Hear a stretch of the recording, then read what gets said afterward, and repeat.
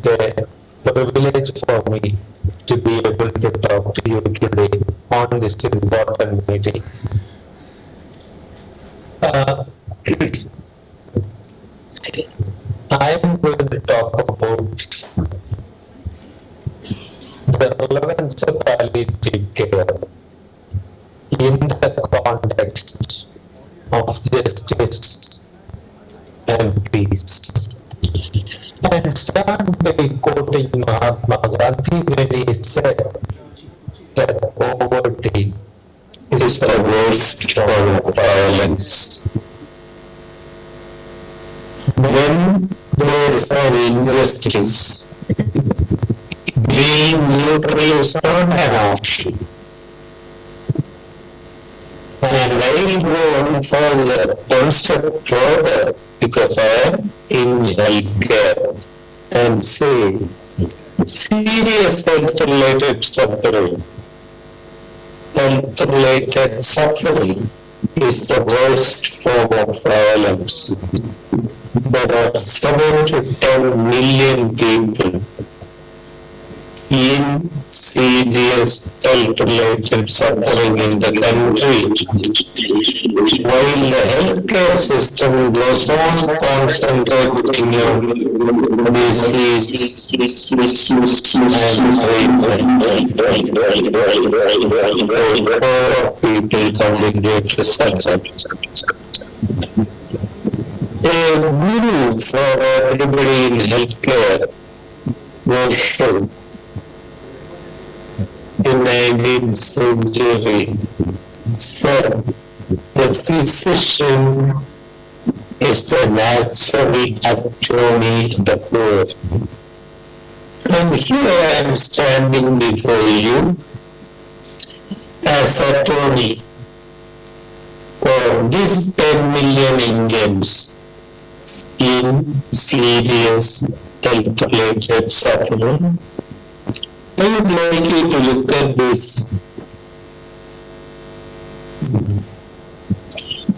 My colleague, fellow trustee of Parliament, she has an important message for you.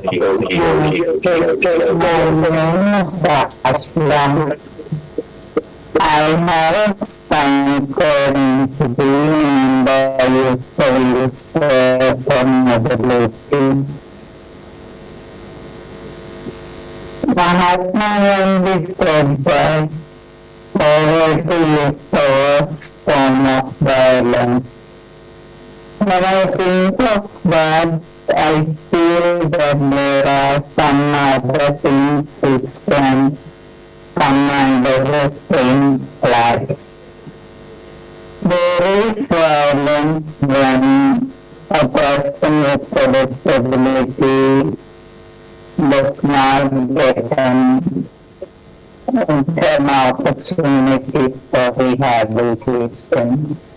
There is violence when a surgeon fixes up someone's spinal cord and then he or she is discharged from the hospital without getting any training on how to sit up on their own or how to move to a wheelchair on their own and move around. There is violence in public places not being accessible. And there is violence when a meeting for strategizing for people with disabilities is conducted on the first floor of the building without any lift or without access to sign language interpreter. There is violence in public places not being accessible. There is violence when you don't welcome me to your world. I And thank you for watching Ashla's message. In the context of major disabilities in our country, we are leaving them to suffer. Not only with disabilities, with any vulnerability, poverty, inaccessibility, geographical issues, healthcare system continues to look only at the diseases.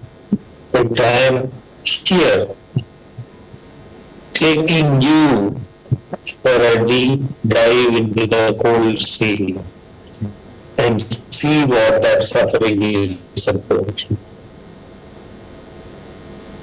And reminding any healthcare providers here that the duty of care of the healthcare provider is to mitigate suffering.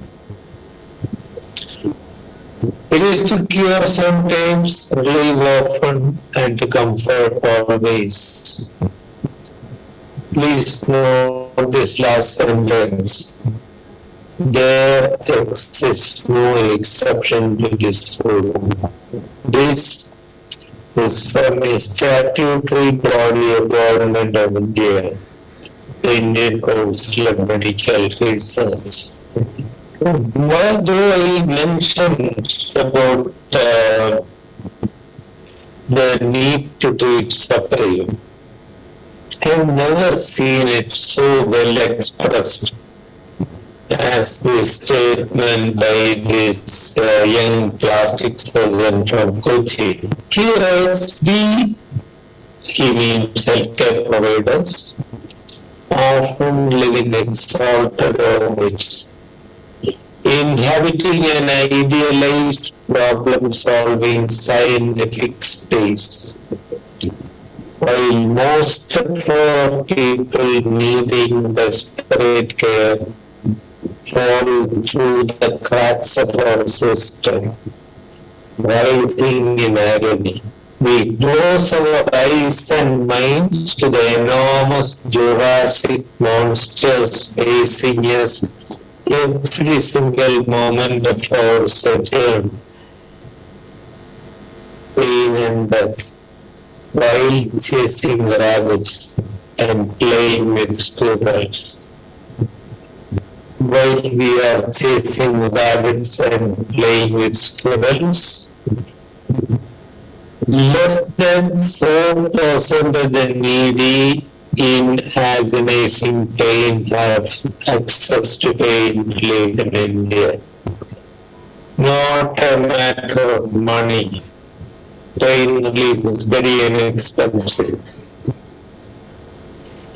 This man with advanced cancer of the tongue, felt like somebody putting a nail into his ear and striking it with a hammer. Can you think of it for one time? And he was experiencing it at a time for about 10 minutes and then coming back for the rest of his lifetime. And we are leaving these millions like that. That is a passive kind of violence, not acting on that pain. But there is an act of commission, a violent act, destroying peace.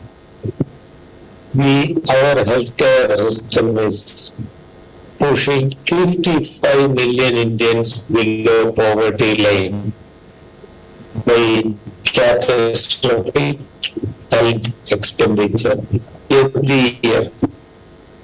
Another act of commission on the part of us, our healthcare system, is the inappropriate end-of-life care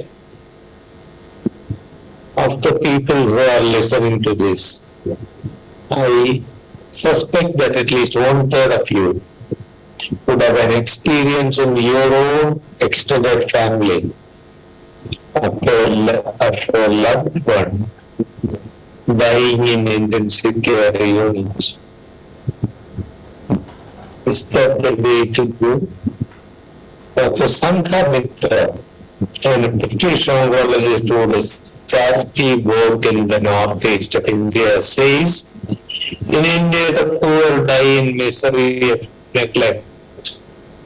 The middle class die in misery in ignorance. The rich die in misery on ventilators. No one gets a pain-free and dignified death. Can I ask you a difficult question? Death is something that will happen to everybody. Where would you like to be when you go? I will tell you what I feel. If healthcare can reach me at my home, I need you. I need the healthcare to relieve my pain and suffering.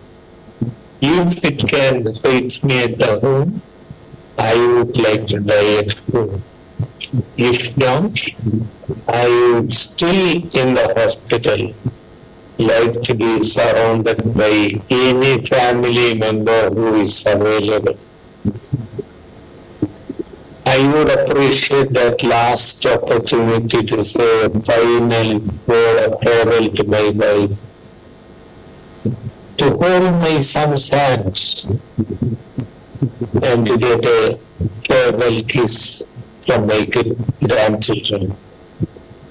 Those would be valuable for me, but those are precisely the important things that will be systematically stolen from me by the healthcare system.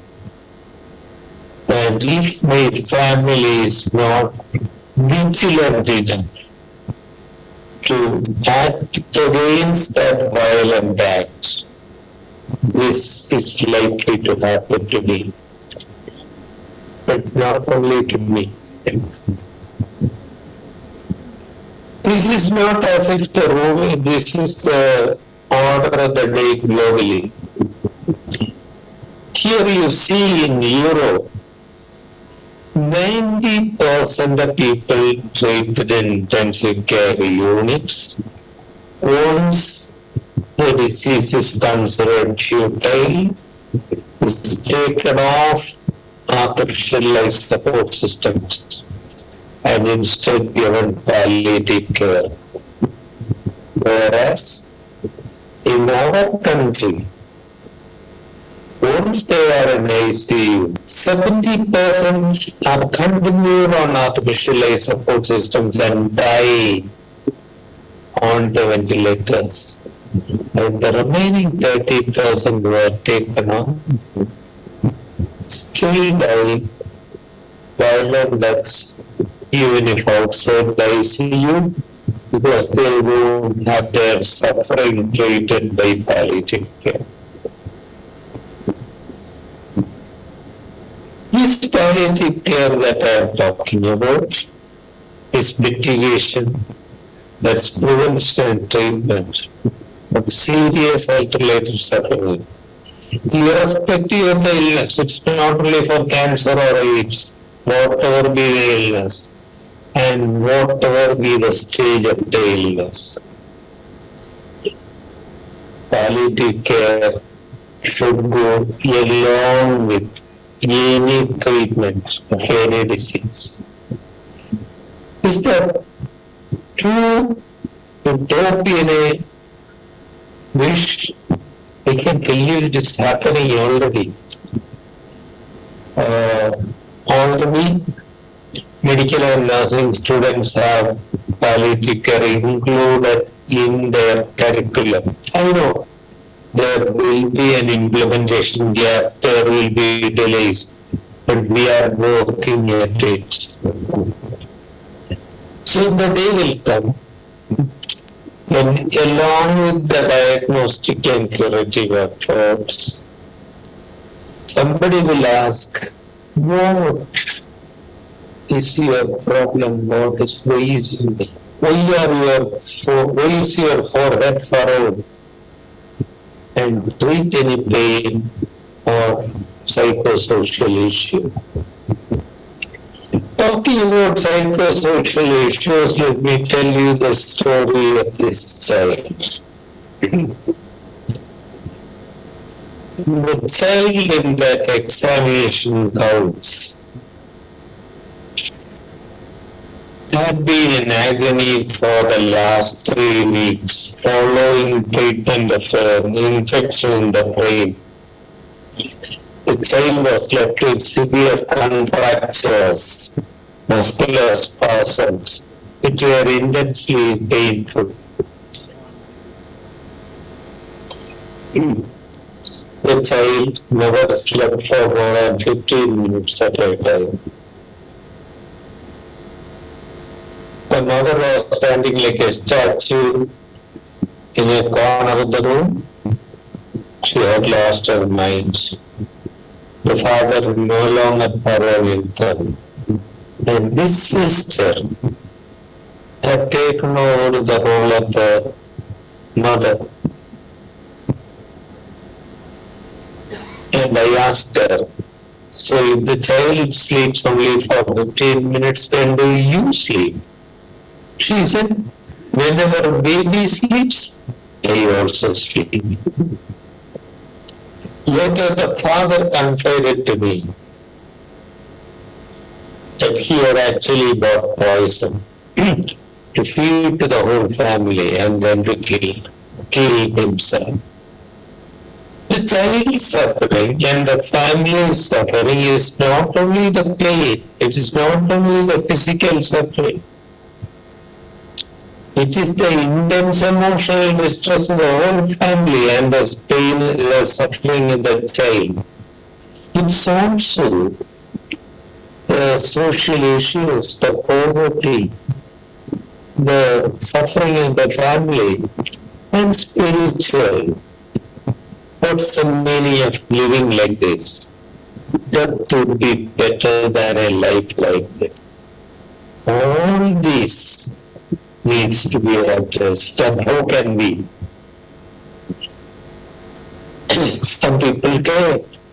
Not only doctors and nurses. We doctors and nurses could relieve the child's pain. The child lived for 3 months pain-free. But because we have volunteers from the community working with us, one of them rang up the father's employer several times and kept on nagging him till the employer agreed to give the man his job back in the factory. The volunteers also accompanied the mother so that she could get the help of a psychiatrist and help her to become a mother again and a sister back in school got her childhood back. The doctors and nurses couldn't have done it by themselves. This required a community. In any healthcare, I'm not saying this as a personal opinion. The Global Astana Declaration of 2018 came out with this resolution that community not only has to be made partners in healthcare, but has to be given some control over healthcare. That forms the basis of our palliative care work in Kerala. There are more than 450 small community-based organizations. About 200 of them officially registered organizations, taking the responsibility for supporting people around them. And as more and more doctors and nurses learn palliative care, it will become part of healthcare. And some of us in palliative care units would still be there for consultative purpose to lend a hand. And the care has to reach people in their homes. This man had maggots on his wounds. Could never have got proper treatment if the healthcare team, including a doctor and a nurse, but mostly with the volunteers, had not reached him in his home and helped him. People need care where they are when they need it. If we sit in our air-conditioned healthcare palaces, we will miss the most vulnerable.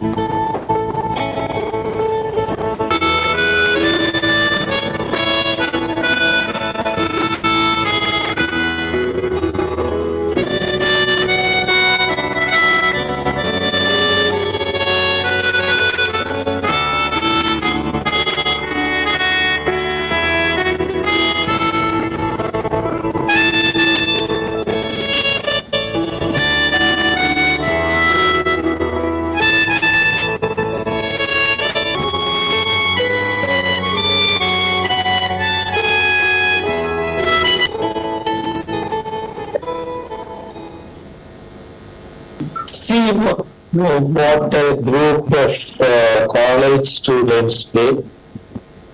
They are active volunteers helping us on Saturdays when they don't have college. A man's house was ridden with mice because he was paralyzed and his wife no longer could look after everything that was necessary. They transform the house, showing you, demonstrating to you the value of the community. And these volunteers together make sure that when a disease or death has struck a family, the children do not drop out of school. My main messages therefore are when you have peace on one side and violence on the other, being neutral is not an option. Being neutral means siding with the violence. Leaving pain and suffering unrelieved is violence. Catastrophic health expenditure and destruction of families to poverty is active violence. Infliction of the suffering on the dying in intensive care units instead of providing them compassionate end-of-life care is active violence. And the solution is palliative care. Mitigation of serious health-related suffering at any stage of the illness, along with disease-specific treatment, but particularly being there when the disease is no longer curable. This is not to be standalone things done by a few crazy people like me. This is to be integrated to all healthcare and everyone with compassion in the heart needs to be an integral part of it. And the final and the seventh message, please give yourself permission to be compassionate. I'll quote this from the Tibetan Book of Living and Dying by Sogyal Rinpoche. Every day, life gives us innumerable chances to open our heart if we can only take them. Any one of these sites could open the eyes of your heart to the fact of vast suffering in the world. Let it. Don't waste the love and grief it arouses. In the moment you feel compassion welling up in you, don't brush it aside. Don't shut it off and try quickly to return to normal. Don't be afraid of your feeling or embarrassed by it. We all have experienced this. When you see a terrible sight on the street, somewhere inside you want to do something to help. You want to buy a meal for that person begging for food. But you're embarrassed. You start thinking about what will people think and walk away. Be vulnerable. Use that quick, bright approach of compassion. Focus on it. Go deep in your heart and meditate on it. Develop it. Enhance and deepen it. Thank you for listening to me patiently. I repeat, let us give ourselves permission to be compassionate. Thank you for listening, and I welcome correspondence to this email ID that I have given on the screen. Thank you.